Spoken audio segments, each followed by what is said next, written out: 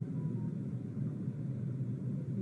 इतने लंबे काल में मुगल सल्तनत तो न हिंदू आस्था को हिला सकी, न सनातन को कमजोर कर सकी। सैकड़ों वर्षों के ब्रिटिश शासन ने भी हिंदू आस्था को कोई चोट नहीं पहुंचाई। बहुत कोशिश किया इन लोगों ने मिशनरियों के साथ, लेकिन हिंदू आस्था आगे बढ़ती रही।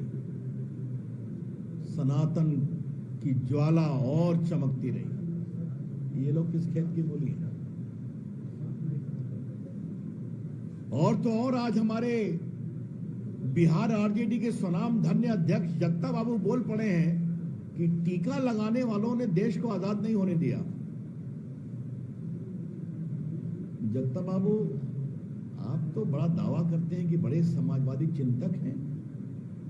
अभी पिछले हफ्ते मुंबई में सिद्धि विनायक मंदिर में आपके नेता लालू जी गए थे ना, अपने पुत्र उप मुख्यमंत्री के साथ झुककर प्रणाम कर रहे थे, टीका लगवा रहे थे ना। तो ये क्या कर रहे थे वो? जगता बाबू, कुछ हिंदुस्तान का इतिहास आप जानते हैं क्या? मदन मोहन मालवीय कितने बड़े देशभक्त थे और आजादी के आंदोलन के नेता थे। उन्होंने बनारस हिंदू यूनिवर्सिटी बनाया। जो कांग्रेस पार्टी के अध्यक्ष थे, हमेशा उनके महान मस्तक पर टीका चमकता था कि नहीं? बाल गंगाधर तिलक, जिन्होंने गणेश चतुर्थी के माध्यम से पूरे देश में जागरण किया। अभी आने वाली गणेश चतुर्थी। महर्षि अरविंद, वो देशभक्त थे ना। आतंकवादी घटना में उनको फंसाया गया था, उनके छोटे भाई को आजीवन कारावास हुई थी अंडमान निकोबार में। कितने बड़े आध्यात्मिक संत थे। और स्वयं गांधी जी रघुपति राघव राजाराम करते थे। तो न कुछ जानते हैं, न कुछ समझते हैं, न कुछ पढ़ते हैं। जगता बाबू, एक बार राम मनोहर लोहिया को पढ़िए।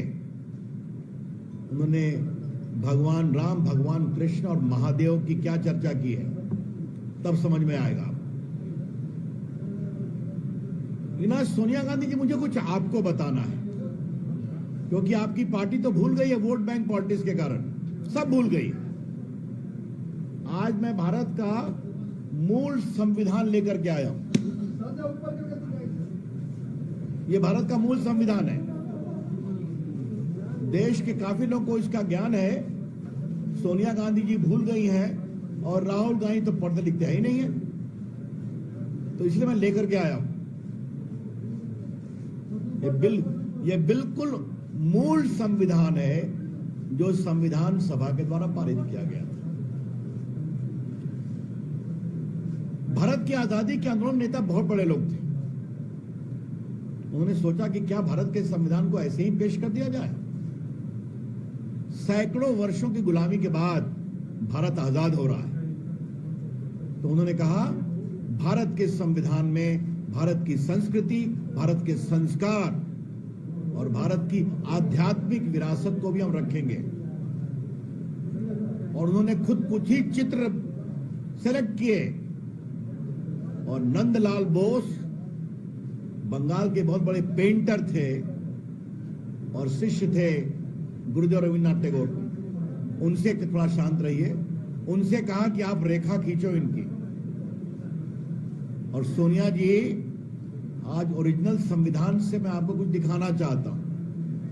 तो ये कांग्रेस पार्टी हिंदू आस्थाओं का अहित कर रही है, माखौल बना रही है, शर्मसार कर रही है, और आपकी चुप्पी देश को बेचैन कर रही है।